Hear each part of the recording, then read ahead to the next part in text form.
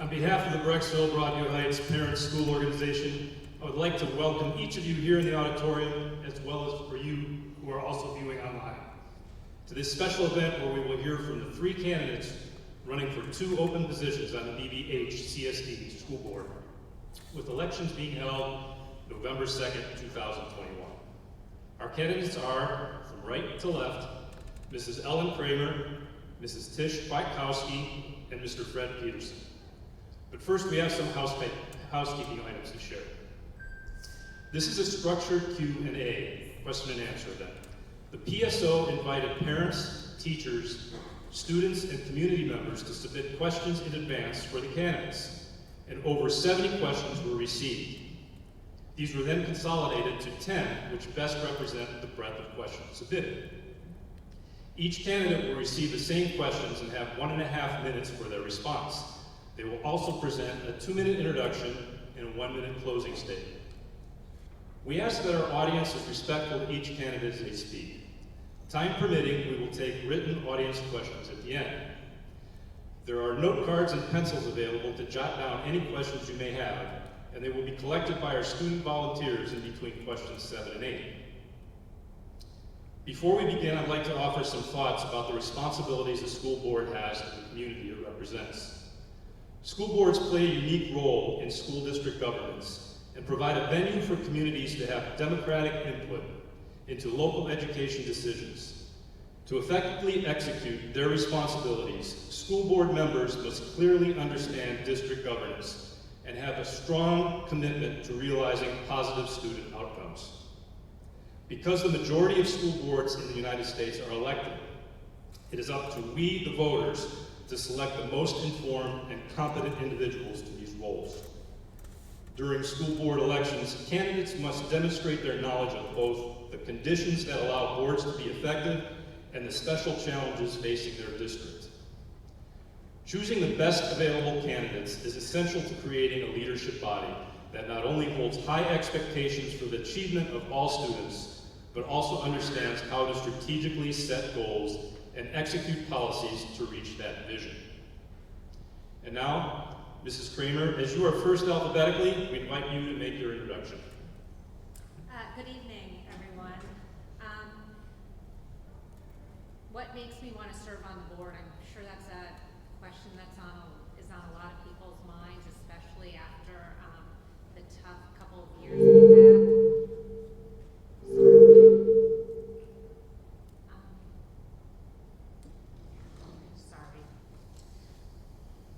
I've been involved in various volunteer positions with the district since my kids started attending school here back in 2006. Among a variety of other positions, I worked as a room parent, an Earth Week organizer, and the middle school PSO secretary. In 2017, I was asked by several people if I would consider running for the board, and after mulling it over, I decided to do it. At that time, I had 2 primary motivations. First, I thought my experience as an involved parent combined with my legal background could be helpful to the district. And second, I wanted to see more women in leadership positions. I have served on the school board since January of 2018, and for the past 3.5 years, I have spent a lot of time learning the various nuances of serving the community in this role, and I would like to continue to put that experience and knowledge to good use. I also would love to continue to guide the district through the opening of the new elementary school building and the closure of our older elementary school buildings in the next year. My guiding principle will be what's best for our community, especially the students in our community. And I think at this point I'm well qualified based on my past 4 years of experience. I'm a practicing attorney, and while my background is not in education law, my general legal experience has been very helpful for this position. I'm familiar with public records laws, evidentiary standards, legal research, and reviewing agreements. I read and listen to Ohio School Board Association materials regularly. I review our own district information religiously. Because of this, I think I'm a more qualified board member than I was in 2017 when the community elected me. Thanks. Thank you. Mrs. Kwiatkowski? I'd like to just start out and thank the middle school PSO for putting this on. I appreciate the opportunity to be here tonight and to speak to you. And I also kind of have to just give a shout out really quick to the Lady Bees volleyball team. I am missing my daughter's volleyball game tonight, and am hoping that they bring a win home against Stowe. I had promised her I wouldn't miss any games this year, but this is she understands that this is far more important for me this evening. So, who am I? Why am I running? What am I all about? You can pretty much read it in your program tonight. I am an educator. I work for the Akron Public Schools as program manager for all of the autism programs in the district. I also wear several other hats. I won't go into all of that. But I have been in public education for the past 20 years. I've lived through President Bush's No Child Left Behind to our current day with our ESSA initiatives. I live it every day. I fight for kids every day. I understand the complexities of education and all that is involved as part of the fabric and fiber of who I am. I am a wife to Kevin. I am a mother to 3 students, all of whom have attended BBH or are attending BBH schools. Josh just graduated in 2021, Taylor will graduate this year in 22, and Sarah is in 8th grade. I am connected to the community through my children. I've been part of the community through the Preschool Mothers Club, and through, believe it or not, Native Sons and Daughters, because my husband, I've had to support that throughout the years of him being a chief and everything that he still does to this day with the organization. So I call myself an ad hoc CBNSD member at this point. Thank you, Mr. Peterson. I also want to thank the middle school PSO for putting on this, there we go, for putting on this Meet the Candidates Forum. I've lived in Brecksville for 16 years. 2 of those years were 1964 to 66.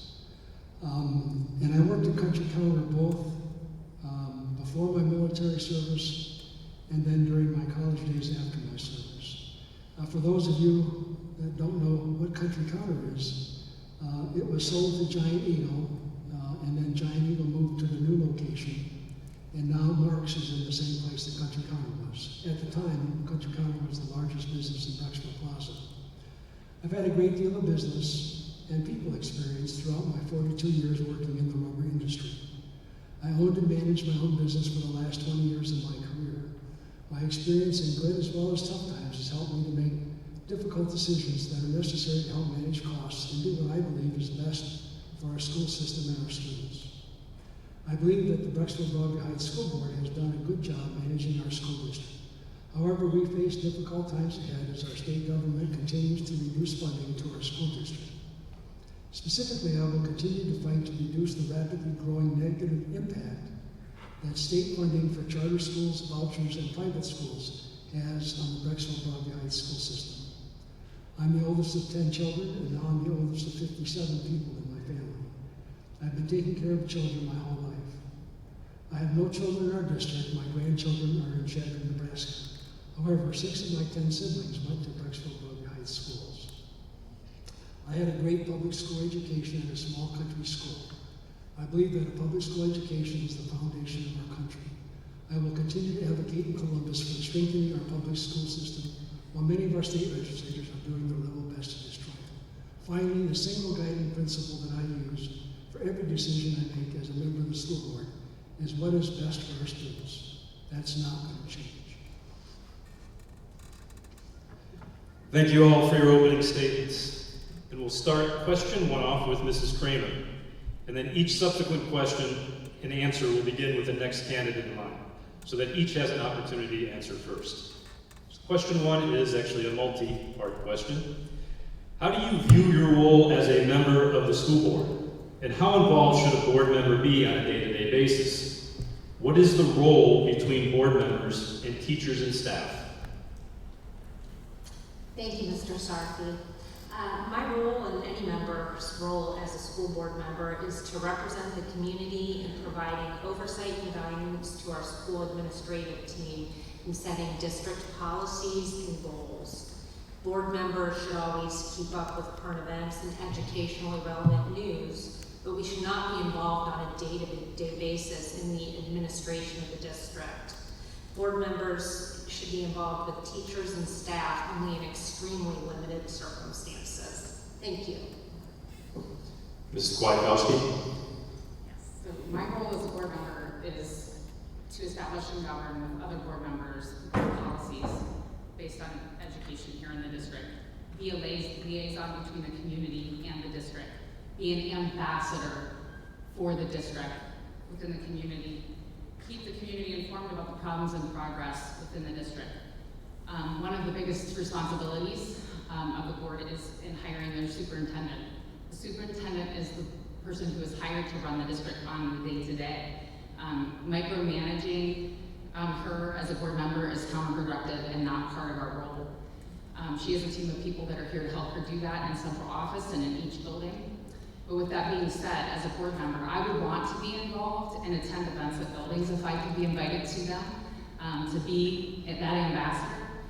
Check in with the superintendent and the other staff regarding parent community member concerns. For example, we had a big concern at the beginning of the year with heat in the buildings and students dealing with that. I would like teachers and staff to know that they are valued, they're understood and supported. That's what they want from board members. Your role is not day-to-day with them in any way, but they do need to know that they're valued, they're understood, and they're supported, and they would have that with me, absolutely. Thank you. Mr. Peterson? Members of the school board are responsible for hiring the superintendent and the treasurer. They are also responsible for setting policy for the school district and for district oversight. Those are the primary functions of the school board. We are also responsible for approving expenditures above $50,000. We approve virtually all expenditures, but that's mostly a courtesy when it comes to the hiring of teachers and staff and the daily running of the district. School board members should not be involved in the day-to-day running of the school district. That is the responsibility of the administration led by our superintendent. The role between board members and teachers and staff is to provide support any way we can. However, teachers and staff report to the administrative team. Thank you. And the next question will direct to Mrs. Kwiatkowski for the first response. What is your position on COVID-19 prevention measures in school buildings, such as mask mandates, frequent testing, and mandatory vaccination? So here is the question of the night, right? This is pretty much, I'm sure, what everyone wants to know. And let me start out by saying that the educator in me will always value and feel that parents need to be able to make choices for their children. When parents, and actually anyone, people in general, do not have choices, situations get very difficult. Parents lose trust, they lose faith in those that they've looked to help them in making decisions for their children. This board has set forth a policy to allow the superintendent to make the decisions regarding masks in the district, and I support that policy. I would be looking to the superintendent to make those decisions. She is the day-to-day person that is operating the district. She's the one that has real-time understanding and knowledge of what is happening in classrooms and how masks are, and if masks are needed, along with data. When it comes to testing and vaccine mandates, this is a lot to wrap my head around. I've attended webinars with legal teams in my day job. There are so many things to consider and that have to be covered. I would value parent choice in those matters, but recognize that as a board member, I will also need to look to the people that are surrounding the board and giving them guidance on these matters. Thank you. Mr. Peterson? Last year, the school board met frequently in the first semester to try to get a handle on COVID-19. We are ultimately responsible for the district's guidance and reaction to situations like COVID-19. Like all school boards and health agencies, we do not have any idea how to deal with COVID-19 and rely heavily on the health health agencies at each level to guide us. This year we have had little to no guidance other than recommendations from the various health agencies. The responsibility for each school district has been pushed down to the local school boards around the country. Our situation is no different than any other school board. All we can do is what we think is the right thing to do. All across the country, school boards are split regarding steps to take to prevent the spread of COVID. It is our responsibility to provide policy and direction to our administration, and we did it at our August 25th board meeting by conferring the authority we have to our superintendent as well to move quickly to take action to prevent in-school spread and keep as many students in school as possible. We also have had no guidance regarding vaccinations and testing other than conflicting requirements, directions, and recommendations. Again, we are on our own. We, like the health agencies, can only encourage and recommend vaccinations for everyone who qualifies for them. Thank you. And Mrs. Kramer? Thanks, Mr. Sarfi. My position on each of these topics has changed during the course of the pandemic, so I'm going to tell you what I'm thinking today, September 28, 2021. Unfortunately, I'm in favor of a mask mandate until Ohio's COVID numbers show a steady decline or until our K-5 kids can be vaccinated. Hopefully, revising a mandate is not too far off. I'm also in favor of frequent testing and hope that our families are taking advantage of the free test kits that the district has made available. It'd be great if the district could administer the tests, but since we can't even currently find enough bus drivers or substitute teachers, that's currently pie in the sky. I'm vaccinated, as is my entire family. I'm not ready to, I don't think the district is ready to mandate vaccinations for students and staff. And fortunately, our community voluntarily has a fairly high vaccination rate without any mandate, and I think it should be kept that way. Thank you. Mr. Peterson, how would you characterize communication between the community and the board and administration? Is there anything that you would do to enhance communication with families and improve the transparency of our district's operations? I think for the most part, our district has good communication with our community. I think the same is true of the school board. We have email, texts, phone calls, and in-person conversations available to all in the district. I have always encouraged more communication.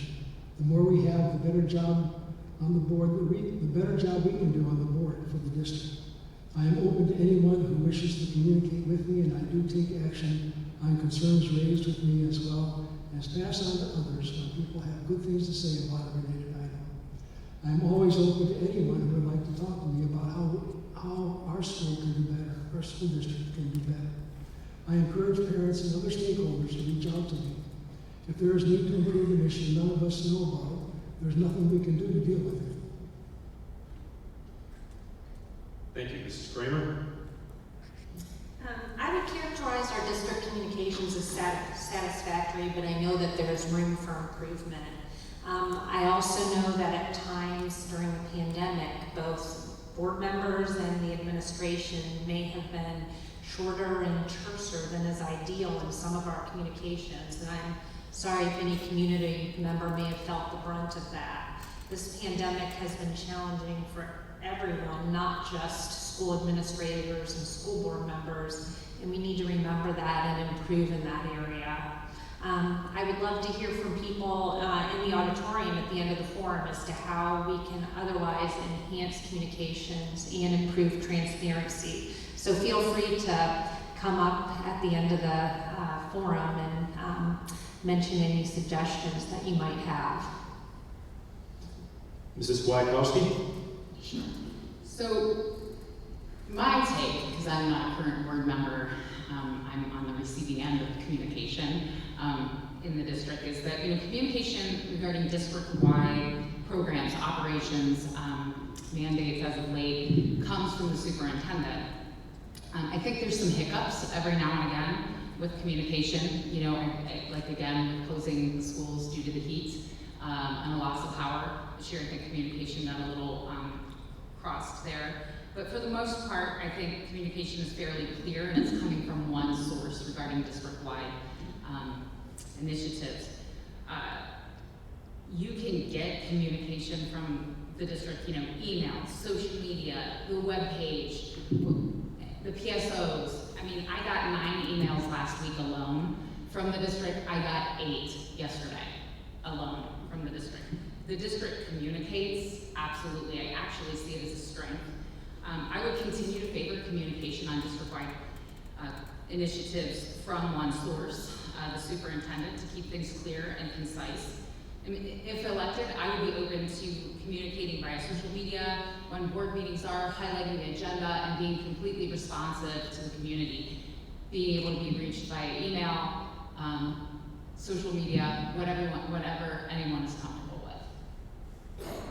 As far as transparency, I do need to say this. As far as transparency goes, it is a requirement of any board member to operate in good faith in an open forum for the district. So it is a requirement that the board be transparent to its community. The law requires it. Thank you. We'll go back to Mrs. Kramer for the next question. Have you read the special education audit from 2020? Assuming so, what would you do to improve procedures, curriculum needs, scheduling, and staffing in the special education department? I have read the special education audit back when it came out in March 2020, and the district needs to continue to follow the recommendations made in that audit, which anticipated that it would take a couple of years to fully implement all the recommendations that were made, and COVID unfortunately added to that timeline. Mrs. Tomasetti, the Director of Pupil Services, has planned the following measures for the special education department for this school year, all of which should improve procedures, curriculum needs, scheduling, and staffing in the special education department. She's recommended continued relationship building and empowering of leadership, focusing on right to intervention and multi-tiered systems and support, especially at the elementary schools, continue addressing compliancy, more professional development for all of our special education staff, including paraprofessionals, the creation of a special education newsletter, the development of a special education handbook, and if I'm reelected, I will ensure that the district follows through with these proposed measures this year. Thanks. Thank you. Mrs. Kwiatkowski? Have I read the special education audit? Yes. Yes, I have read the special education audit. I've attended the executive session that was held in May to go over the plan that Mrs. Tomasetti was putting forth to address the special education audit. For those of you that don't know, it is available on the website in Board Docs. It is an 80+ page document talking about areas of improvement within special education. Special education is my life. I am an administrator in special education. I do special education every day. As far as what I would bring to the board, know that I am bringing a wealth of knowledge and experience in this area, and that I would be asking the questions that need to be asked on the board. Regarding scheduling, staffing, that is all of those things are going to fall to the Director of Pupil Services. Specifically, I think the document is very fast and hard on professional development for our staff and curriculum. I would definitely be asking the questions about that, as well as following up on the 2 phased areas of improvement per year, as Ms. Kramer had noted. Over 2 years, there are 2 different phases that the report recommends, and Ms. Tomasetti has already started working on 13 areas. I would be following up on that consistently. Thank you. Mr. Peterson?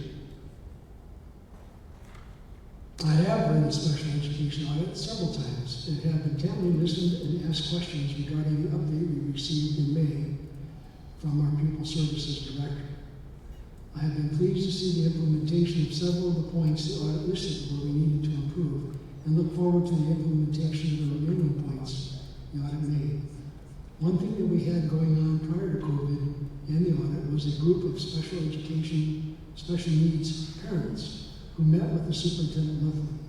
Since COVID and since the audit, that group has not resumed.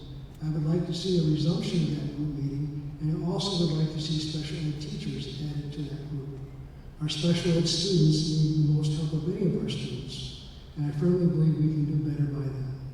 With respect to curriculum needs, scheduling, and staffing, our pupil services director now has an assistant dedicated to special education to resolve some of those issues, and I am told they are making progress. A regular meeting with parents and teachers, in my opinion, would help improve the job our district is doing for our special needs children. Thank you. And Mrs. Kwiatkowski, another question about COVID-19. Regarding the issue of the district's response to the COVID-19 pandemic, what do you think the district has done well so far? What specific changes in the district's approach, if any, would you use your position to advocate for moving forward? So again, I'm going to come back to my experience as an educator here and say that, I think the board, the superintendent, the pandemic response team, all of the teachers and the staff in this district need to be commended for how they have come together and handled providing education to our students during this pandemic. I know that I can say since March of 2020, I know that I have never lived through a more chaotic and difficult time in education. And was everything handled perfectly? No. I believe that all of us as parents felt very passionately one way or the other regarding the education of our kids during that time. But I do think we need to recognize that everybody was probably just doing the best that they could to manage what was happening.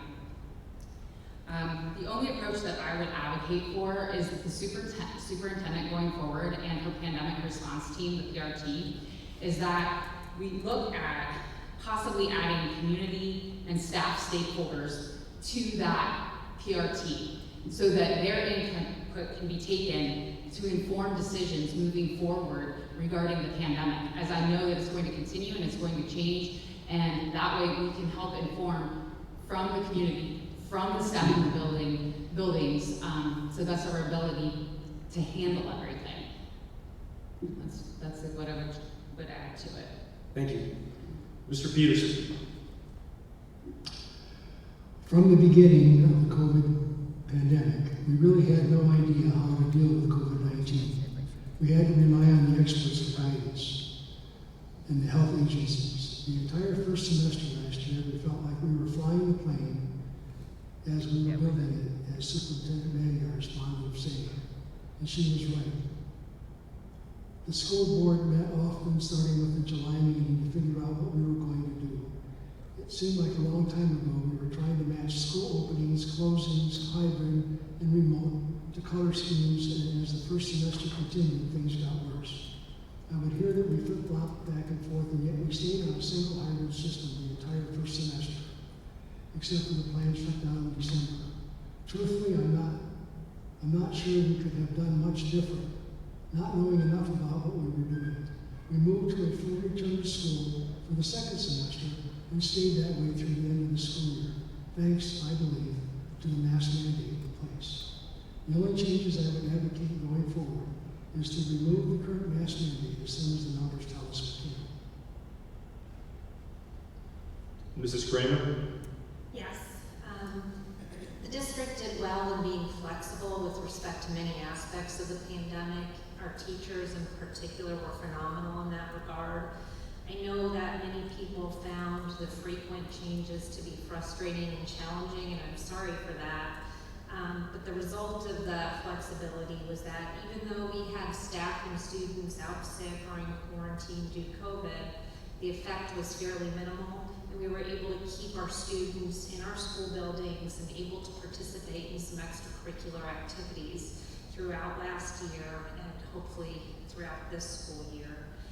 Moving forward, I would like to see, since we don't have a remote option, more educational supports put in place for students who are out sick with COVID or forced to quarantine. And that means encouraging staff to be more agile and creative, and I know it's going to be difficult. But I think that's something that we're gonna need to take a look at. Thank you. Moving along, Mr. Peterson, we'll start with you for this next question. Updates to the tennis courts and baseball fields have been a hot topic in the community. How would you prioritize financial decisions about which district facilities to repair and maintain? Thank you. Since I've been on the board, we have opted to fix things with our permanent improvement money that we basically were forced to fix. There's a limited amount of funding available, and we have to do it we have to spend that money as wisely as we can. The big dollar items such as leaky roofs and worn out HVAC equipment had to come first. We simply had no choice. Updates to the tennis courts, baseball fields, and the track had to take a back seat to health and safety of our students and the maintenance and upkeep of our buildings. Unfortunately for us, the ESSER funds, $3.4 million of them, have allowed us to fix the critical parts of the roofs and install the new HVAC system at the middle school, so we can move the tennis courts, baseball field, and track repair and replacement up the list of our priority things to do. Both the tennis courts and the baseball field projects should be completed this year. Going forward, we still must prioritize the health and safety of our students first.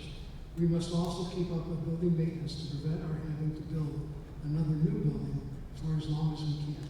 It's about being good stewards of our taxpayers' dollars. Thank you. Mrs. Kramer?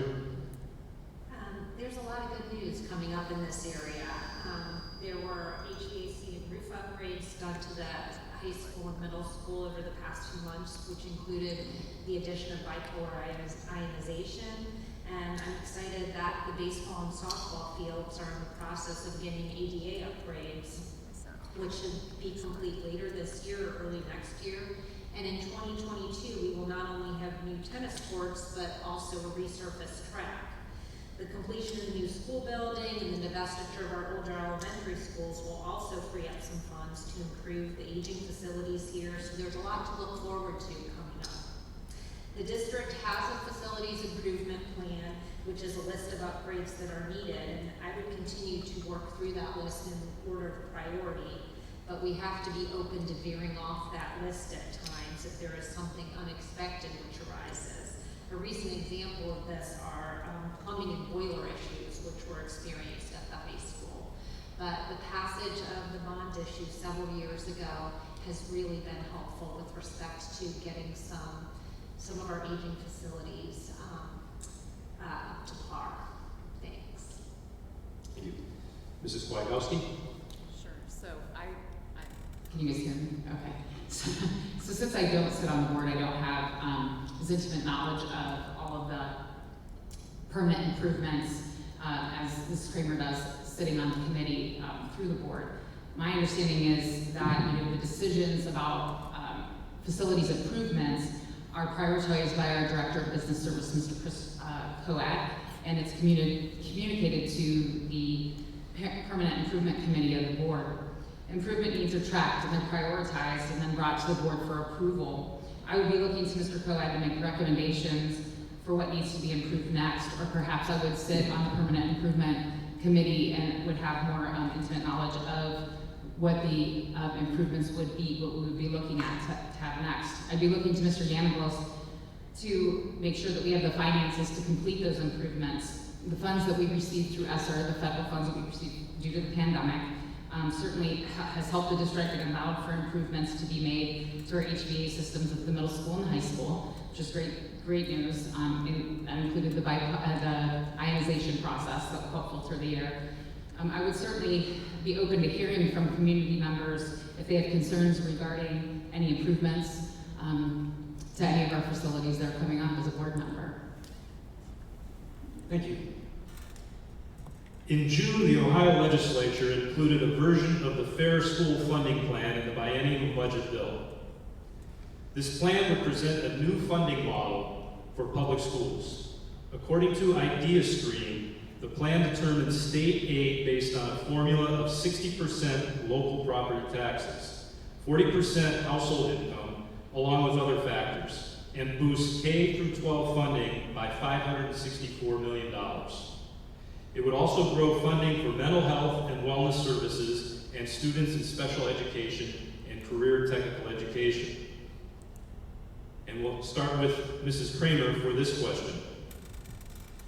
How will the Fair School funding plan affect Brexville Broadview Heights schools? Do you believe Ohio lawmakers should expand the Fair School funding plan from 2 years to 6 years? And how might this legislation affect our need for a levy in the future?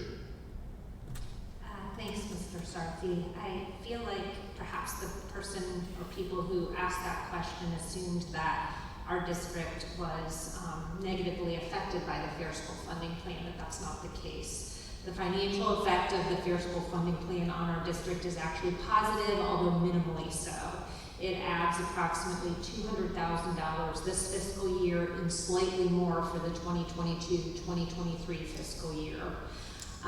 As most people know, the plan is only in place for 2 years. The legislature is waiting to see if they can fund it for ensuing years, and it's my position that we should encourage our legislators to do so.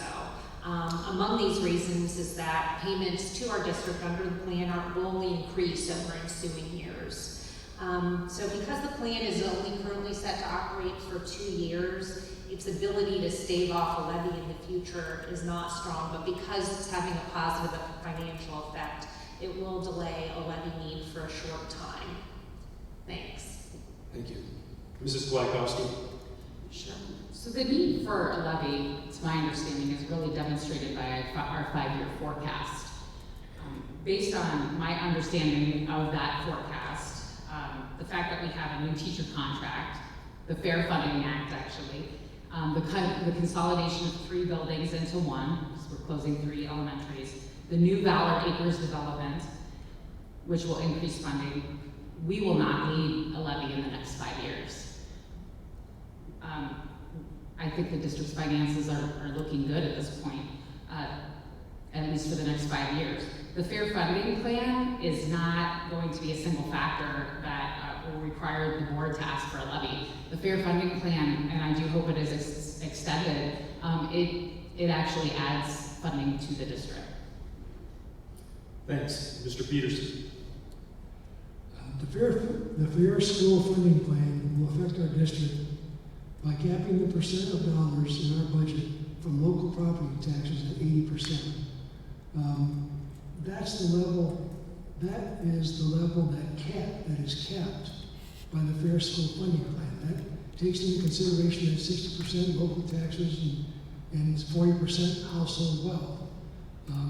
Currently, we are taxed, our local taxes pay for 88% of our district's funding needs. So that's going to be a very significant benefit to us. The reason it is because we are, again, a wealthy district. Another way in which the Fair School funding plan will affect us in all public schools in the state is no longer will the state government take money from public schools' budget and give it to voucher schools. Vouchers will be a separate line item in the state budget. I absolutely believe that the Fair School funding plan should be lengthened out from its 2-year trial, not just 6 years, it should be a permanent part of every state budget going forward. Another item of interest, I think, is the impending lawsuit that should be filed this fall by a consortium of public schools to eliminate entirely the voucher program, which violates our state constitution. It violates it by taking money away from the system of common or public schools that is required to ensure an adequate and efficient education for all children in our state. Vouchers take away money from public schools and enrich private and charter schools that do not operate under the same restrictions that public schools are required to by state law. Thank you. And before we move on to the next question, our student volunteers will now pass through the aisles to collect any cards with questions that you may have, any note cards that have any questions that you may have come up with throughout this evening's event. And they're moving up. But we'll continue on. Ms. Kwiatkowski, for the next question, what is your opinion of how the district currently views and acts upon mental health and social emotional learning, and how would you propose to improve upon that? I'm for mental health and social emotional learning. There are new social emotional learning standards for the state of Ohio, so districts are being required to address social emotional learning. I think it's a strength that the district is so invested in recognizing mental health and providing interventions for mental health needs, making kids aware of their mental health, but also teaching kids to understand themselves, understand their emotions, and how to manage and how to cope with that. That is a huge life skill that will serve kids as they move into adulthood. We have to manage our emotions every day. We have to manage ourselves appropriately pretty much at all times. This work the district's doing is hugely important, and like I said, I'm in favor of it. Our students are dealing with a lot from the pandemic, and they're still dealing with it. I think one of the things I would like to see the district do is to support parents in this as well. For those of you who were able to attend the Jesse Weinberger talk in 2018, I thought that was a real strength. And if the district were able to provide things like that, again, for families and for parents, I think that only strengthens our mental health approaches. If you're not aware of what Jesse Weinberger, she did some research in the district with our students and provided parents with that research, and then talked about how to support students through the use of with their social media, which we know is impacting student mental health greatly. Thank you. Mr. Peterson. In my opinion, our district is doing a very good job with our district-wide comprehensive mental health action plan. The district has worked really hard to find those students with mental health issues through the application of a mental health universal screener. And then they address those needs. The district also provides resources to families dealing with mental health issues. On our website, we have articles and approaches that you can download. These include preventing youth suicide, risk factors and warning signs, and guidelines for administrators and crisis teams. There's also mentions from Bexford-Broadview Heights City School District students on bullying on the webpage. For social emotional learning, our district, in my opinion, does a lot. We have counselors in each of our buildings who teach on all aspects of social emotional learning, from self-regulation to empathy and acts of kindness. I know in the middle school, acts of kindness are rewarded for kids that perform them. The Positive Behavior Instructional Supports Program was instituted a while back. It centers around behavior, but is all about learning to live in a civil society. Couple those with the PACS, program. PACS is peace, productivity, health, and happiness. And our efforts in social emotional learning have really begun to take hold in our district. I'm currently very satisfied with how our district has addressed mental health and social emotional learning. Thank you. And Mrs. Kramer? Yes, the district has taken several proactive measures in the past few years to help students manage their mental health and social and emotional learning. One of these steps is something that's going to be happening here in the next week, the BIMAS Universal Screener for families to participate in if they desire. Another is the recent addition of guidance counselors to our staff. As we all know, COVID has had, in all likelihood, a detrimental effect on our students' mental health, and we need to continue to fully utilize the tools we have in place, such as the BIMAS and such as our additional guidance counselors. But we also need to be open to supplementing or changing the measures we already have to meet the needs of our students. And lastly, our staff and all of our families need to be vigilant to make sure that the current measures we have in place are working for our students, and if they're not, to try and be flexible and implement new things. Thanks. Thank you. Moving to the next question. Mr. Peterson, you're up first. As a board member, how would you approach controversial subjects in the curriculum, such as comprehensive sex education, critical race theory, or college-level material for high schoolers?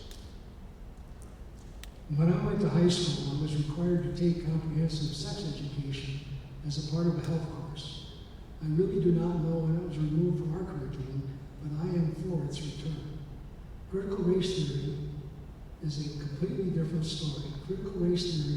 is a postgraduate idea, a theory, that is taught and discussed and reviewed at Harvard, Yale, and Stanford law schools, among others, to college graduates. It has no place in either elementary or secondary schools anywhere in this country. As for college level materials, they should be taught in high schools, and high school students who are advanced should have the opportunity to earn college credits. Obviously, care needs to be taken to ensure that the curriculum is appropriate for upper grade level high school students. I have faith in those who establish our curriculum here at Brecksville-Broadway Heights School District. However, the school board does not review or approve course books like some boards do in other states. Ultimately, we are responsible to the district, to our taxpayers. Although it is inconceivable, what happened in Hudson could happen here. Mrs. Kramer? Yes. Critical race theory is not part of our K-12 curriculum, so there's not any need for board members to approach this subject in their role as a school board member. College Credit Plus and AP classes are very popular with our students, and college material for high schoolers who are participating in these programs is a necessity, and as long as parents consent to their student participating in these classes, the school board should not take away these very much utilized options. Our district has been teaching abstinence-based human sexuality for years, and there's not currently any plan to change that curriculum. Nor is there a movement in the district that I'm aware of to get away from the curriculum that the district has been using. If this topic becomes controversial in the future, I will gladly listen to community members' input on the topic and an appropriate way in, but for now, that doesn't seem to be a controversial topic in our district. Thank you. Mrs. Blackowski? Yes, so I would take a little bit more of a global approach here. With my background in education, when you say controversial, I'm going to go to the standards. So let me go to the standards first. Is it even in our curriculum? Is some of what, sex education, critical race theory, those are not necessarily part of our standards. I believe 5th grade science curriculum is where they talk about puberty, and there might be some education regarding sex education and secondary sex characteristics. But let's start there first, and if there are concerns, let's work through the process. Reach out to your teacher. Ask, what they're teaching, and what is the goal of teaching, really, right? It's to bring kids up to be problem solvers and critical thinkers. And, talk to your teacher. Then reach out to our director of curriculum and instruction. I mean, we have people that are highly qualified in the district that can answer your questions about controversial subject matter.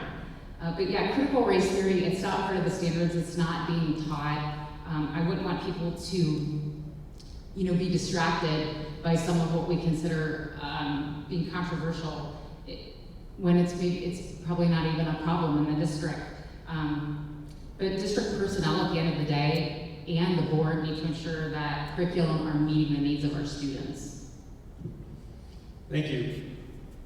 And we're at our last question. We're going to start again with Mrs. Kramer.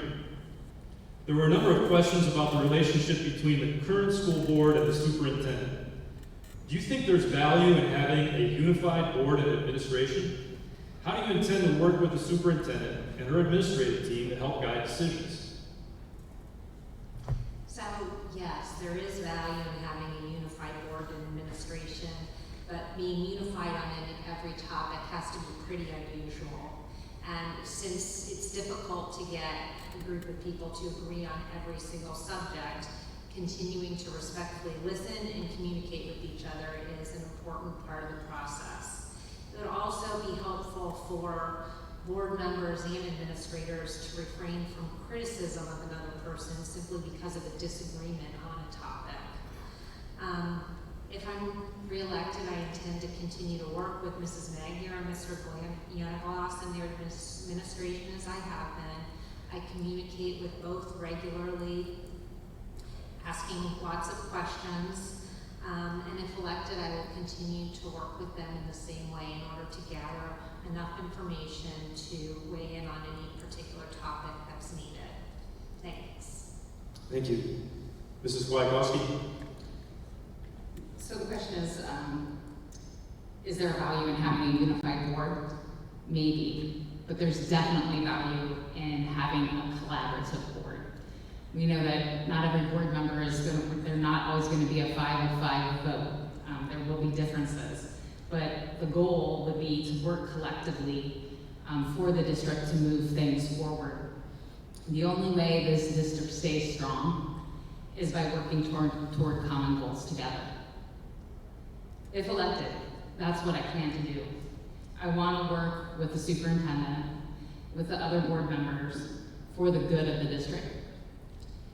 If elected, I plan to be responsive and a dedicated member that's willing to come to the table again and again, as many times as it takes to get things done.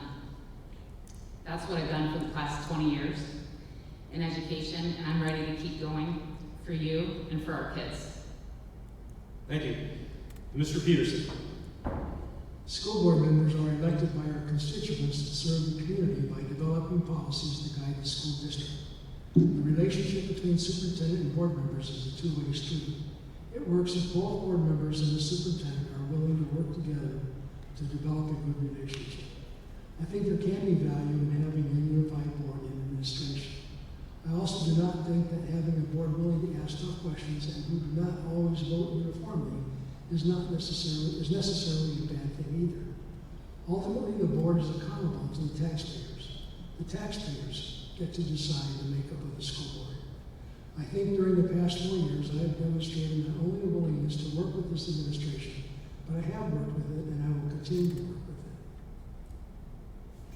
it. Thank you. And that concludes our structured Q&A phase of the program. We have selected a few audience questions to pose to each candidate with the same 1.5 minutes allotted for each answer. Mrs. Kwiatkowski will provide the first response for the first audience question. How would you support diversity in the district?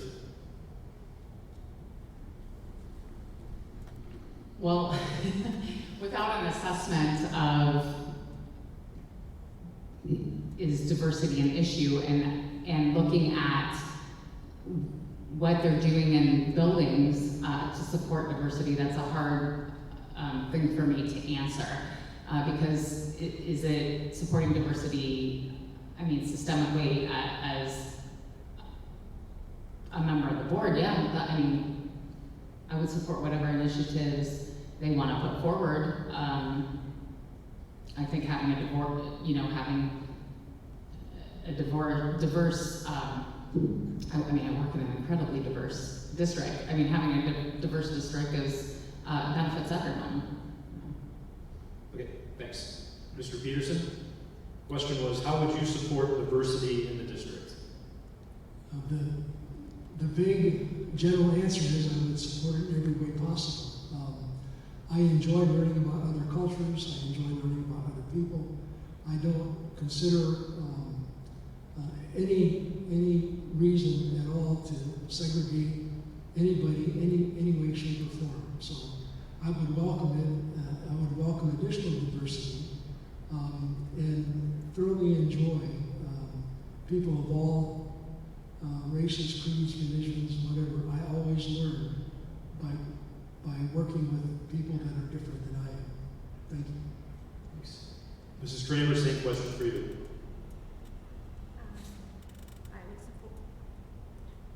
I would support diversity in the district by encouraging open-mindedness, by example as a board member, and I would also support more diversity training for our staff as things start to open up and this pandemic wanes, hopefully later this year. Thanks. Moving on to the next question, Mr. Peterson will address you first.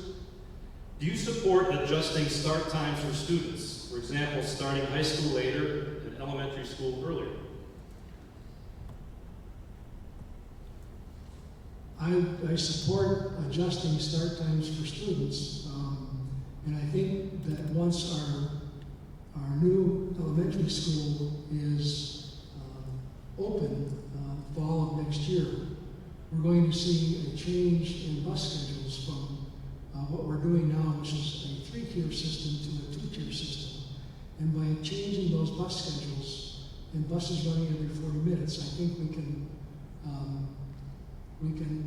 have our older students come in later and our younger students come in probably either the same time or close to it. I'm not sure that we're going to be able to get past I'm not sure we're going to be able to flip from the younger students starting earlier to later. That's something that we would have to explore with our teachers. Mrs. Kramer. Yes, I would support later start times of high school students. I'm not sure about earlier start times for elementary school students, but research study shows that later start times are beneficial for teenagers. So I do think we should be pushing our start time back for our high schoolers, and we actually hope to do that next year. I'm not sure how many people realize this, but one of the provisions that was negotiated in the collective bargaining agreement that the district entered into this past July with our teachers union was specifically to allow for that next year when we go to a 2-building schedule. So that is something that families can look forward to next year. Thanks. Mrs. Gwackowski. Yes, I would absolutely support a later start time for the high schoolers, if only for having to get up teenagers the last 5 years in and of itself is a challenge. But no, I'm in agreement. I mean, research study after research study does show that a later start time benefits our teenagers. I obviously don't know enough intimately about how we would be able to move the elementary students to an earlier start time, but I would support that if that was, if we were able to do that logistically, not 7 in the morning, but even as early as 8:30. We do have one of the latest start times in the state for elementary students. Thank you. We have one more audience question from the audience. Mrs. Kramer, we'll start with you. Right now, students can only qualify for gifted services based on standardized test scores. Do you believe this is the best way to determine gifted status? And do you believe our district should have more opportunities for high-achieving elementary and middle school students outside the gifted program?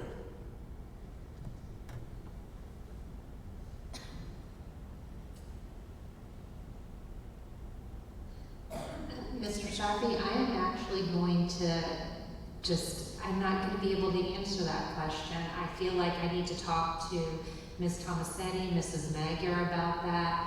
I've had experience with the gifted program many years ago. I know it's significantly changed since the time when I had a student participate in it, which I'm happy about. I didn't particularly think it was a great way. I didn't think it was administered very well years ago, but I feel like that's something that I'd like to consult with people who are experts on that topic about before I answer. Okay. Mrs. Gwackowski? I actually need that reread. That was pretty long. I'll read it again, sure. Okay. Right now, students can only qualify for gifted services based on standardized test scores. Do you believe this is the best way to determine gifted status? And do you believe our district should have more opportunities for high-achieving elementary and middle school students outside the gifted program? Working in special education, and on the flip side of that is gifted education. It all falls under pupil services and actually special education. I don't believe standardized test scores. I don't believe any one measure says anything about students. So I would definitely be in support of using a more holistic approach to identifying our gifted students. You can be gifted in reading, you can be gifted in math, but you can be gifted in so many other ways. And those students need to have their needs met across the board. So I definitely don't believe that standardized test scores should be the be-all, end-all there. And of course, our students who are high achieving or who have giftedness in certain areas need to be programmed for individually and should have many, many opportunities to utilize their strengths throughout the curriculum and throughout their school experiences in buildings daily. Thank you. Mr. Peterson. Truthfully, I don't know the answer to the question. I do know that we have our pupil services director and our superintendent that would be able to help me find an answer to that question. The first part of that question, as for elementary students having more opportunities outside the gifted program, I'm not exactly sure what other opportunities are there. Again, I guess I would have to go back to Mrs. Thomasetti and Mrs. Magyar to find out, because I'm not aware of other ways in which gifted students at the elementary level, I'm not aware of other programs that are available to them besides the gifted program. Okay, thank you. And that concludes tonight's question and answer session for Meet the Candidates for the School Board for 2021. I'd like to thank all that attended tonight's event. I hope that you were able to learn more about the school board candidates' positions on those issues that are important to you. I'd also like to thank the three candidates for taking the time to explain their positions, as well as a special thanks to the Broadview Heights PSO for contributing their organizational skills. A recording of tonight's event will be made available by the PSO on social media. Have a good evening, and we look forward to your participation in the election on November 2nd. Thank you. Sorry.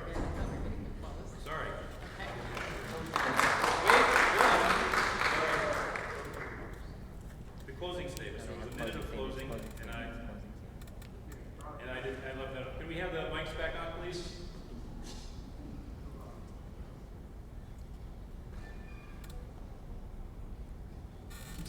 Okay, we got the mics back on. Mrs. Kramer, your closing statement. I wanted to thank everyone who worked on putting this together and gave up time to be here. Mr. Sarfi, Mr. Pasternak, Mr. Rings, Mrs. Eland, Mrs. Gowlick, and thanks to everyone for taking the time to listen and get out and vote on November 2nd. Mrs. Wachowski? So I probably should have started with this. I just want everyone to know, I'm a 17-year resident of Broadview Heights. Why I'm running is to serve the community and utilize my background, my skill set, my passion for education and for the families and kids in this district. They'll be at the forefront. If I'm elected, they will be at the forefront and always held in the center of the table for me when making decisions. And I should have led with that tonight, and I just wanted to close with that. Mr. Peterson? First, I want to thank everybody who helped collaborate to put this event on. I have thoroughly enjoyed most of the last 4 years, and I said most, of the last 4 years of my first term on the Board of Education. Each year I've had the opportunity to spend time in classrooms, watching our amazing teachers teach and our equally amazing students learn. It's one of the benefits I have that I'm retired. I can actually go to each building, sit in classrooms, and watch teachers teach and students learn. And that has really energized me. I serve on the school board because I believe I make a positive difference in our children's lives. I would like to continue to work with this administration and my fellow board members and continue to govern one of Ohio's finest school districts. I have demonstrated that I'm willing to work with others and make difficult decisions that I believe are in the best interest of our children. That is why I'm asking voters to give me another 4 years.